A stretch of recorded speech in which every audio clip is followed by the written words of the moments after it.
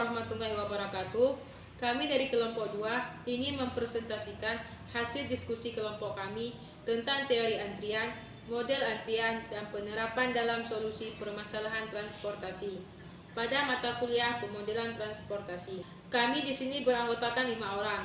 Nadia Afdi saya sendiri, Rosania Rizky Anwar, Mayuni Fizli, Teguh Syarul Fazila, dan Muhammad Sakti Ramadan. Baik, di sini saya akan menjelaskan tentang teori antrian. Teori antrian merupakan studi matematika yang mana dari suatu kejadian garis tunggu, yakni garis suatu pelanggan yang memerlukan layanan. Hal ini sering kita jumpai dalam kehidupan sehari-hari. Proses antrian merupakan suatu proses yang berhubungan dengan kedatangan pelanggan pada suatu fasilitas. Menunggu mendapatkan pelayanan sampai akhirnya mendapatkan pelayanan dan keluar dari fasilitas pelayanan tersebut. Dalam dunia nyata, kita tidak suka menunggu. Maka tak heran bila kita punya pendapat bahwa menunggu adalah pekerjaan yang paling menyebalkan. Nah, di sini saya akan berikan contoh situasi di mana antrian sangat penting. Misalnya kita ke supermarket. Berapa lama pelanggan harus menunggu di kasir? Apa yang terjadi dengan waktu tunggu selama puncak kesibukan? Apakah jumlah kasir cukup? Maka dari itu antrian timbul disebabkan oleh kebutuhan akan layanan melebihi kemampuan pelayanan atau fasilitas layanan, sehingga pengguna fasilitas yang tiba tidak bisa segera mendapatkan layanan disebabkan kesibukan layanan. Tujuan dari teori antrian adalah merancang fasilitas pelayanan untuk mengatasi permintaan pelayanan yang berfluktuasi secara random dan menjaga keseimbangan antara biaya pelayanan dan biaya yang diperlukan selama antri atau yang bisa disebut dengan proses input. Kalau fungsi dari teori antrian, dengan adanya hal tersebut dapat digunakan untuk pelanggan dalam mendapatkan pelayanan pada salah satu sistem fasilitas akan merasa lebih nyaman karena pelayanan lebih produktif dan dapat meningkatkan distribusi pelayanan di setiap sistem fasilitas yang menyediakan pelayanan. Assalamualaikum warahmatullahi wabarakatuh.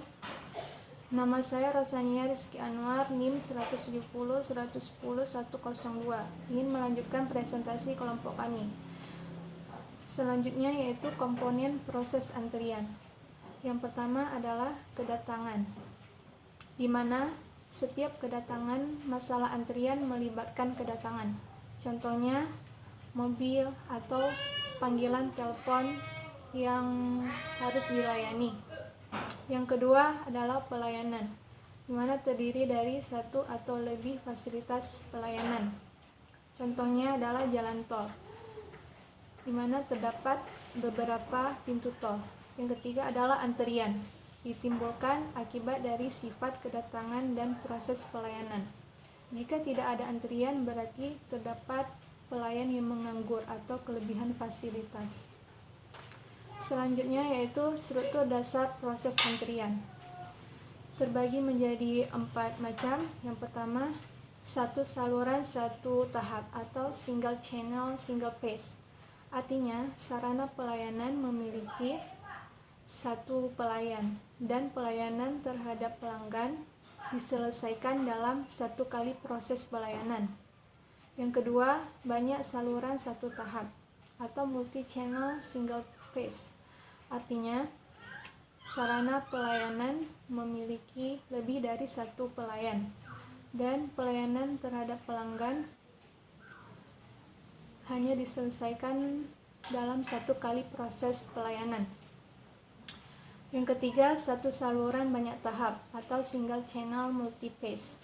Artinya, sarana pelayanan memiliki satu pelayan dan pelayanan terhadap pelanggan belum terselesaikan hanya dalam satu kali proses pelayanan. Yang keempat, banyak saluran banyak tahap atau multi channel multi phase.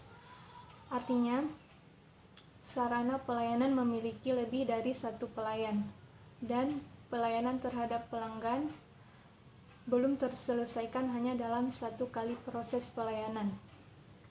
Selanjutnya adalah disiplin pelayanan. Disiplin pelayanan yang biasa dilakukan dalam kehidupan sehari-hari yaitu yang pertama, first come first serve atau first in first out. Artinya pelayanan didahulukan kepada pelanggan yang lebih awal datang atau pelanggan yang memiliki nomor antrian paling kecil. Yang kedua adalah last come first serve, artinya pelayanan didahulukan kepada pelanggan yang lebih akhir datang. Yang terakhir adalah service in random order, artinya pelayanan dilakukan kepada pelanggan dengan pemilihan secara acak. Sekian, terima kasih. Warahmatullahi wabarakatuh. Baik, di sini saya akan melanjutkan presentasi dari teman saya. Di sini saya akan membahas tentang kapasitas sistem, yang mana kapasitas sistem adalah jumlah maksimum pelanggan, baik pelanggan yang sedang dalam antrian maupun dalam pelayanan, yang dapat ditampung oleh suatu fasilitas dalam waktu yang bersamaan. Suatu sistem yang tidak membatasi jumlah pelanggan dalam fasilitas pelayanan disebut dengan sistem berkapasitas berhingga. Sedangkan suatu sistem yang membatasi jumlah pelanggan dalam suatu fasilitas yang melayani disebut dengan fasilitas terhingga. Lanjut, jadi saya akan bahas tentang ukuran sumber dan perilaku manusia. Ukuran sumber pemanggilan adalah banyak populasi yang membutuhkan pelayanan dalam suatu sistem antrian.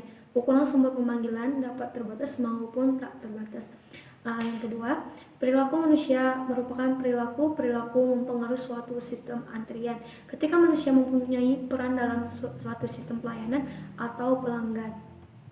Ketiga, saya akan membahas tentang notasi antrian. Notasi antrian juga disebut dengan notasi baku, yang mana notasi ini pertama kali ditemukan oleh atau dikemukakan oleh Dr. D.G. Kendall dalam bentuk ABC dan dikenal dengan notasi Kendall.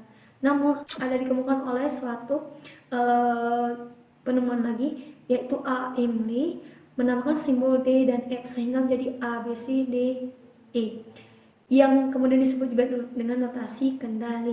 Notasi kendali tersebut perlu ditambahkan dengan simbol F sehingga karakteristik suatu antrian dapat dinotasikan dalam format baku yang berbentuk A, B, C, D, E, F. Notasi A sampai A berturut-turut menyatakan distribusi waktu antar kedatangan, distribusi waktu pelayanan, jumlah channel pelayanan, disiplin pelayanan, kapasitas sumber, dan ukuran sumber pemanggilan. Sekian dari saya. Assalamualaikum warahmatullahi wabarakatuh. Perkenalkan, nama saya Teguh Syarul Fadilah, 170, 110, 116 dari MK Pemodelan Transportasi. Di sini saya akan menjelaskan 3 aspek dari materi kita. Yang pertama adalah proses kedatangan dan kepergian pola distribusi. Yang kedua adalah proses kedatangan dan kepergian pola steady state. Dan yang ketiga adalah model tingkat aspirasi. Baiklah, langsung saja. Yang pertama adalah proses kedatangan dan kepergian dari distribusi kedatangan. Proses kedatangan adalah kepergian suatu sistem antrian dan merupakan sebuah proses kelahiran dan kematian, atau biasa disebut dengan birth-death process. Kelahiran terjadi jika seseorang pelanggan memasuki sistem antrian, dan kematian disebut apabila suatu pelanggan meninggalkan suatu sistem antrian. Selanjutnya, distribusi kedatangan. Dengan peluang terdapat N kedatangan pelanggan dalam suatu sistem antrian pada interval waktu tertentu, yaitu kedatangan tanpa disertai kepergian, maka laju disebut kepergian. Selanjutnya, proses kedatangan dan kepergian steady state. Kondisi state yaitu keadaan sistem yang tidak bergantung pada keadaan awal maupun waktu yang telah dilalui. Jika suatu sistem telah melalui kondisi steady state, maka peluang terdapat N pelanggan sistem pada waktu tidak tergantung pada waktu. Selanjutnya, model antrian merupakan suatu model yang penotasiannya berdasarkan pada notasi kendali. Pada model antrian ini, M menyatakan kedatangan dan kepergian berdistribusi position equivalent dengan waktu antar kedatangan pelayanan berdistribusi eksponensial. C menyatakan jumlah channel pelayanan, disiplin pelayanan, kapasitas sistem tak terbatas, dan ukuran sumber panggilan tak terbatas. Nah, dari suatu sistem tersebut dibagi 2 lagi. Yang pertama adalah single channel model dan multi channel model.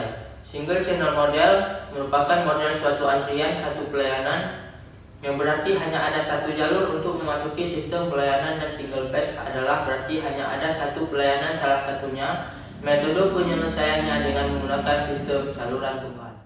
Berbeda dari single channel, multi channel adalah sistem antrian jalur berganda dengan tahapan berganda, di mana terdapat lebih dari satu jenis layanan dan terdapat lebih dari satu pemberi layanan dalam setiap jenis layanan yang didapatkan oleh penerima pelayanan. Pada sebuah sistem pemberi pelayanan ada 2 klasifikasi, yaitu prioritas dashboard come first server.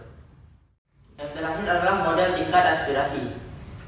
Model tingkat aspirasi adalah model keputusan antrian, suatu model yang bertujuan untuk meminimumkan biaya total yang berkaitan dengan suatu sistem antrian.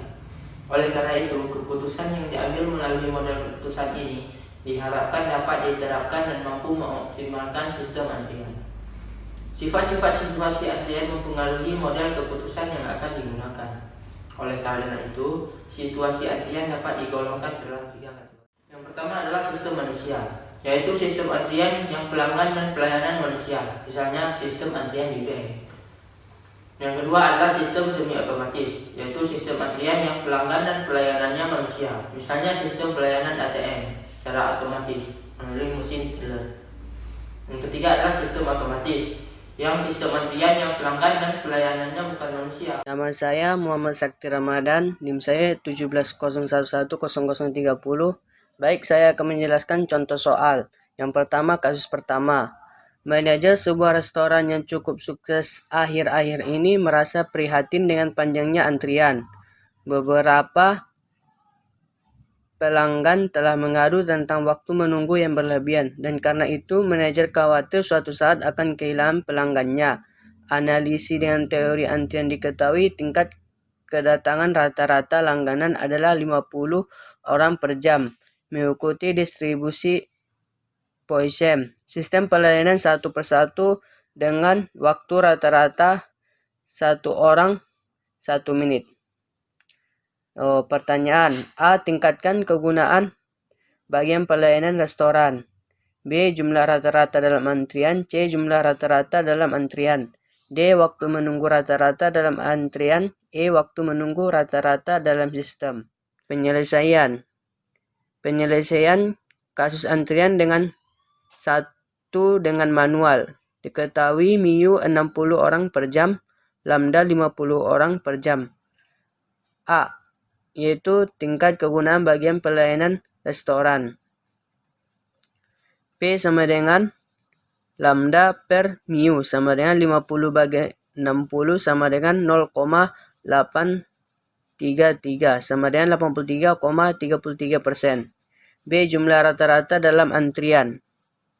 NQ sama dengan lambda pangkat 2 sama dengan 50 pangkat 2 sama dengan 41.000 41.667 orang. C. Jumlah rata-rata pada sistem. NT sama dengan lambda jumlah rata-rata pada sistem. NT sama dengan lambda per MIU kurang lambda sama dengan 50 bagi 60 bagi 50 sama dengan 50 orang. D. Waktu menunggu rata-rata dalam antrian. TQ sama dengan lambda sama dengan 50 sama dengan 0,833 jam. D. Waktu menunggu rata-rata dalam sistem. T sama dengan 1 per MIU kurang lambda sama dengan T per 60 kurang 50 sama dengan 0,1 jam sama dengan 6 menit. Persamaan 1 P sama dengan lambda per MIU. 2 PN sama dengan P kali N. Dalam kurung 1 kurang P. 3L sama dengan P per 1 kurang P. 4 kali LQ sama dengan lambda pangkat 2 per MIU. 5 sama dengan W sama dengan 1. 6 WQ sama dengan lambda per MIU. N yaitu jumlah pelanggan dalam sistem. P sama dengan tingkat intensitas fasilitas pelayanan. N probabilitas kapasitas N pelanggan dalam sistem. Lambda jumlah rata-rata pelanggan yang datang per satuan waktu. MIU jumlah rata-rata pelanggan yang dilayani per satuan waktu. L jumlah rata-rata pelanggan yang diharapkan dalam sistem. LQ jumlah pelanggan yang diharapkan dalam antrian. W waktu yang diharapkan pelanggan selama dalam sistem. WQ waktu yang diharapkan oleh pelanggan selama menunggu